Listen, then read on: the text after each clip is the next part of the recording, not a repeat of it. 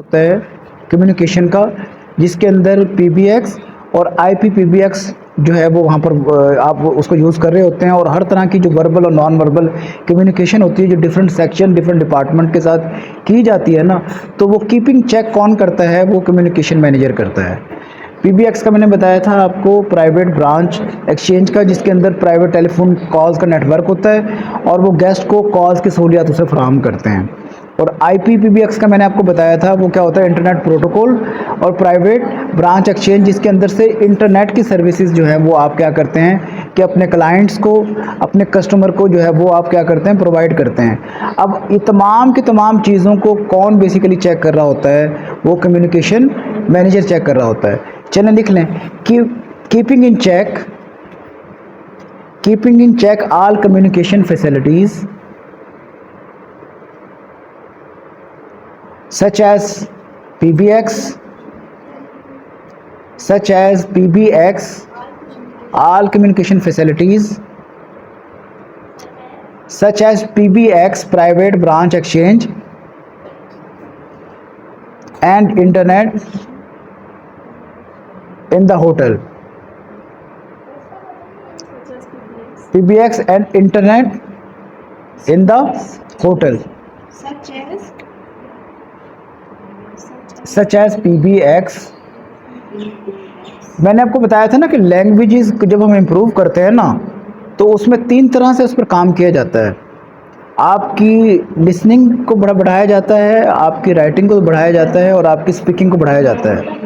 Basically आपको लिखवाने का, आपके साथ कम्युनिकेट करने का, आपके रोल प्लेस का यही मकसद है कि आपके सारे जो एस्पेक्ट्स हैं उस पर काम किया जाए और वो तीनों चीज़ों को इम्प्रूव किया जाए।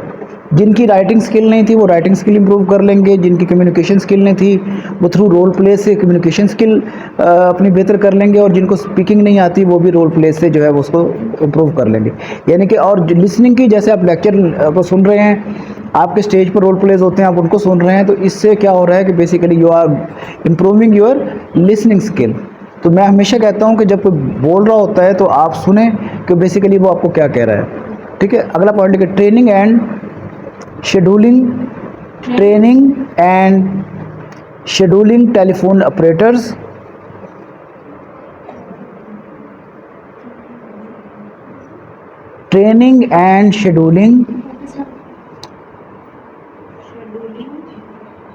Operators telephone operators.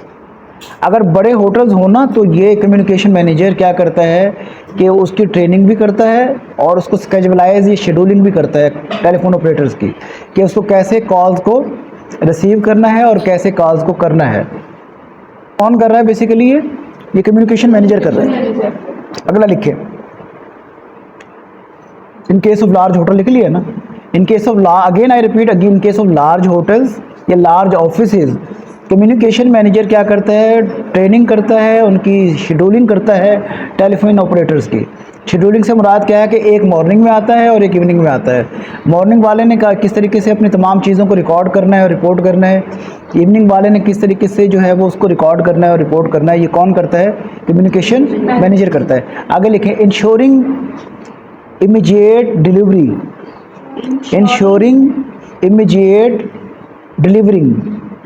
Of fax, immediate delivery of fax. पहले क्या होता था? फैक्स मशीन्स होती थी ना, एक जगह से दूसरी जगह डॉक्यूमेंट हम थ्रू फैक्स जो है ना वो डिलीवर करते थे। जैसे अब ईमेल हो जाता, आ गई है ना। पहले क्या होता था कि आप एक फैक्स मशीन होती थी आपके पास, एक फैक्स मशीन होती थी दूसरे के पास, वो वहाँ से फैक्स मशीन में अपना लेटर लगाते थे और दूसरी जगह से फैक्स मशीन से वो मैसेज वहाँ से वो रिसीव कर लेते थे।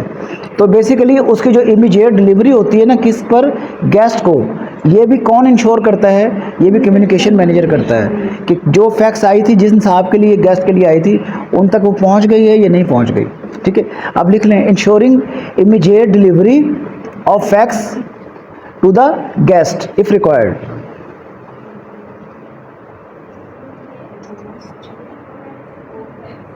Fax to the guest if required, अगर ज़रूरत होती है तो क्या करता है कि फैक्स जो आई भी होती है वो गेस्ट तक पहुंचा देता है, इंश्योर कर लेता है, किसी के हाथ भी भिजवा सकता है। अभी देखिए, इससे पहले मैंने आपको एक जुमला बताया कि वो ट्रेनिंग भी करता है, स्केजुअलाइजिंग शेड्यूलिंग भी करता है टेलीफोन ऑपरेटर्स की, और साथ साथ वो क्या करता है कि उनको उनकी अप्रेजिंग करता है, इनके उनकी तारीफ़ करता है, उनको इनकरेज करता है। जैसे आप लोग कुछ अच्छा परफॉर्म करते हैं तो मैं उसी वक्त आपको अप्रिशिएट करता हूँ कि मुझे अच्छा लगता है कि आप इम्प्रूव कर रहे हैं डे बाय डे। आपके अंदर वो अच्छी हैबिट जब मैं देखता हूँ तो मुझे खुशी होती है कि आपको समझ आती है बात की और आप वो उसको अपने लाइफ के अंदर ऐड करते आ रहे हैं। ठीक है, तो अगला पॉइंट क्या है? Appraising the telephone operators, appraising the telephone operators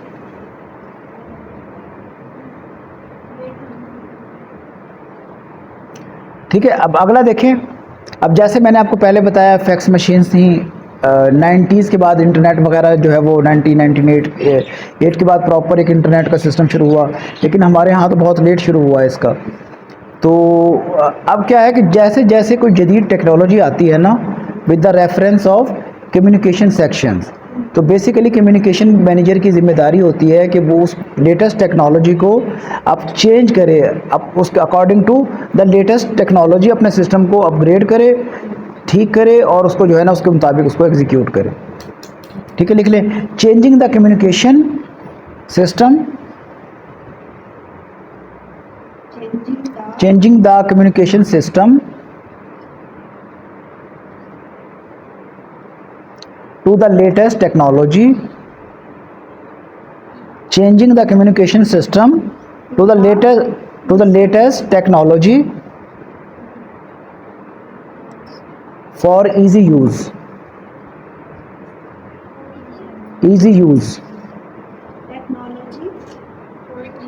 technology for easy use।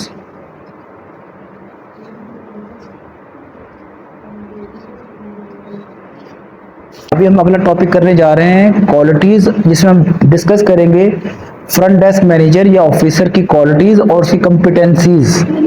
तो आपको आइडिया होगा कि थ्रू दिस कोर्स के आप अपनी कितनी क्वालिटीज़ को और कितनी कॉम्पिटेंसीज को अपना इन्हांस कर पाएंगे इस कोर्स के हवाले से।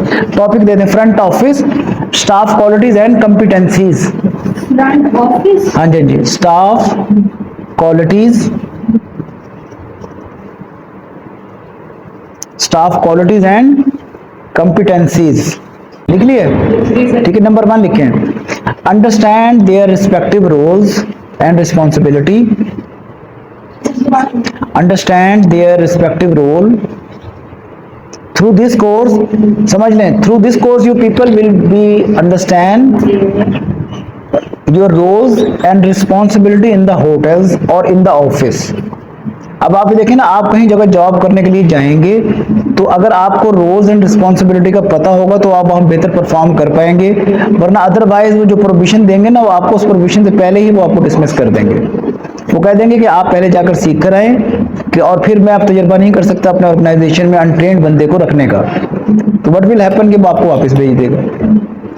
समझ आ रही मेरी बात की? तो सबसे पहले क्वालिटीज़ क्या है कि जो फ्रंट डेस्क ऑफिसर होता है उसको अपने रोल्स एंड रिस्पॉन्सिबिलिटी के बारे में क्या होता है उसको अच्छे से मालूम होता है, अंडरस्टैंड करता है वो। ठीक है, अब दूसरा सुने, after this training, after this course, you people will know the ethics and manners to perform your duties.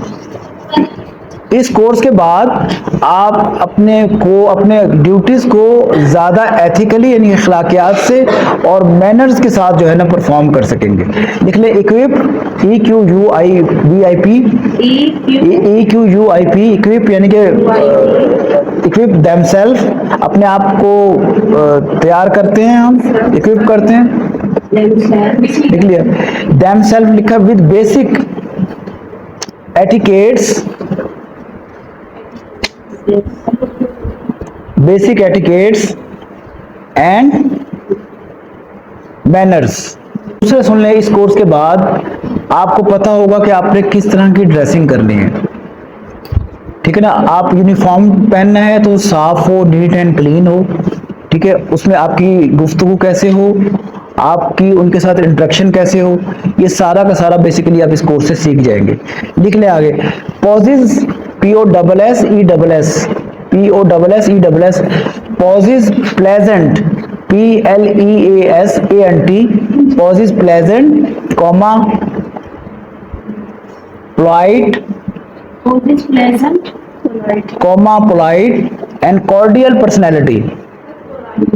Polite के बाद कॉमा, फिर कॉर्डियल पर्सनैलिटी, यानी कि फ्लेक्सिबल पर्सनैलिटी। आप किसी से बात करके उसकी प्रॉब्लम को सुनकर आप अपना कोई सोल्यूशन उसको दे सकते हैं, ठीक है ना। अब ये देखें कि ये चीजें ना, ये पर्सनैलिटीज आपको हर जगह रिक्वायर्ड है।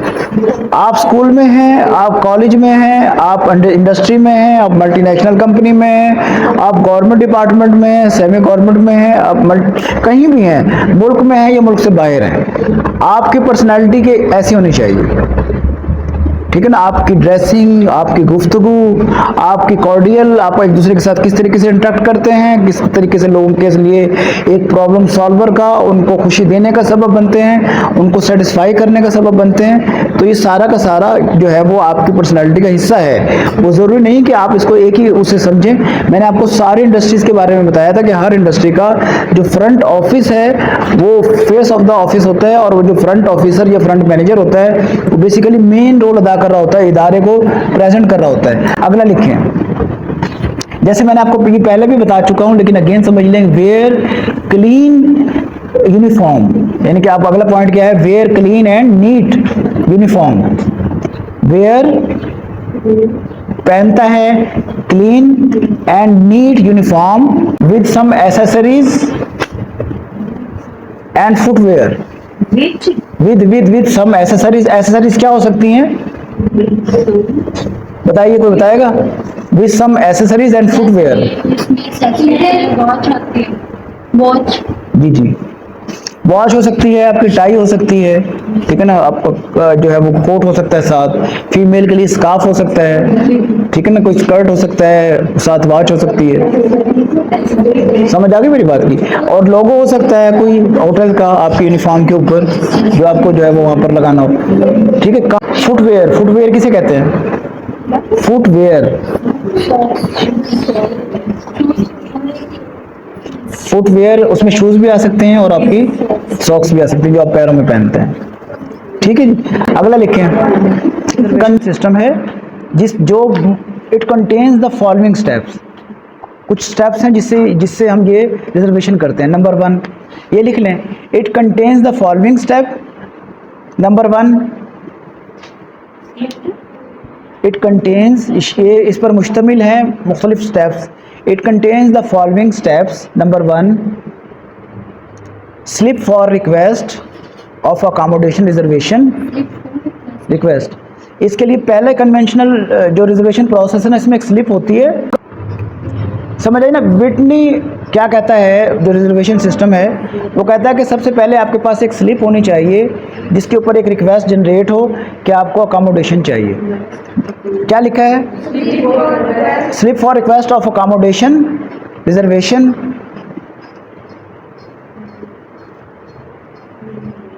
ठीक है, सबसे पहले स्लिप के अंदर क्या है कि रिक्वेस्ट होगी।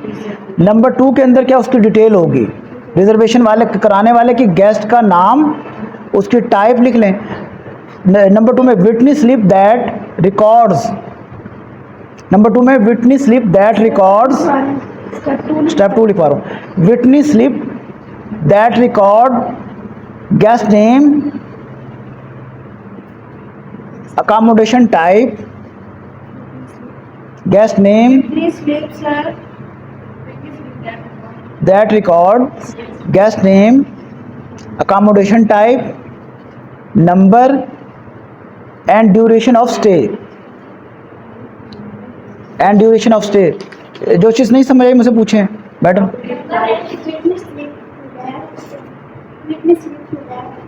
that records guest name, type, number and duration of stay। पहले में रिक्वेस्ट थी पहले स्टेप में।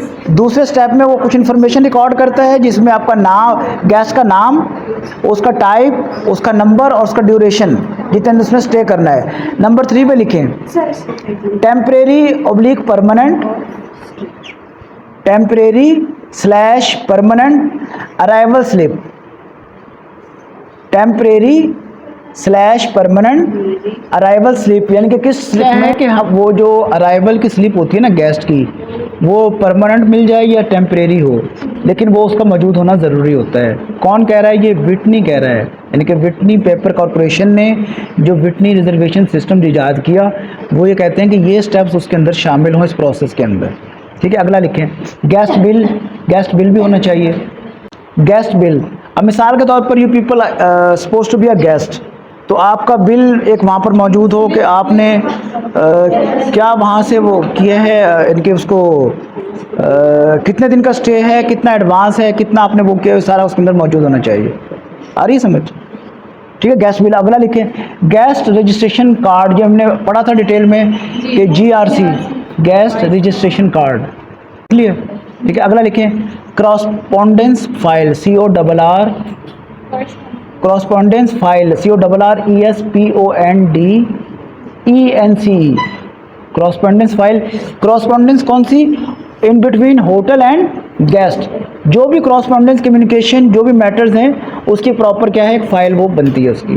उसके अगला लिखें bedroom journal that records, bedroom journals that record, bedroom journal that record daily occupancy of the guest, daily occupancy OCC UPANC, daily occupancy of the guest with date, guest name, room type, guest name, room type and room number. ठीक है, मैंने जब आपको बताया था ना accounting system का, तो मैंने आपको बताया था जर्नल। तो ये क्या है कि एक हर बेडरूम का एक जर्नल होता है जिसके अंदर आप डेली जो भी होती है ना उसकी ऑक्यूपेंसी के बारे में लिखते हैं कि आज ये इनके पास है, इनकी ये डिटेल है, इनका नाम ये है, इनकी टाइप ये है, उनका जो है वो रूम नंबर ये है, वो सारा हम क्या करते हैं उस ऑक्यूपेंसी जर्नल के अंदर जो है वो हम तहरीर करते हैं, रिकॉर्ड करते हैं।